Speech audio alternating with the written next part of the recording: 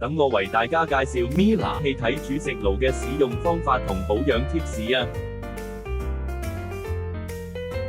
使用時，輕輕撳鈕掣，逆時針方向轉到猛火符號，長撳約8至10秒即可點火。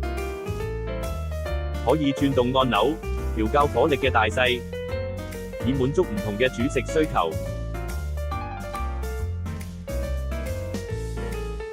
至於煮食爐嘅清潔及保養，記住要等待爐具冷卻後，再拆開進行清潔。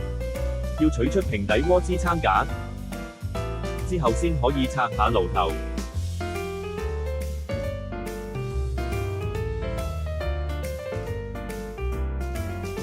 將中性清潔液同暖水混合，浸泡爐頭。記住千祈唔好用鋼絲刷泥清洗爐頭任何部分啊！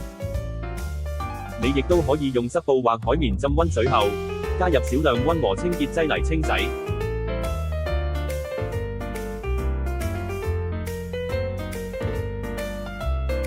記得用海綿最柔軟嗰邊嚟清洗，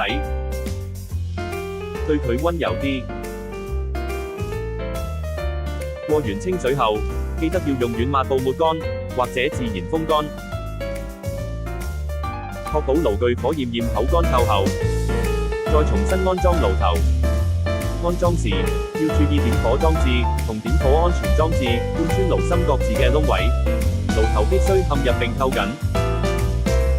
再將爐頭蓋平放於爐頭上，確保佢唔會喐，咁就完成啦。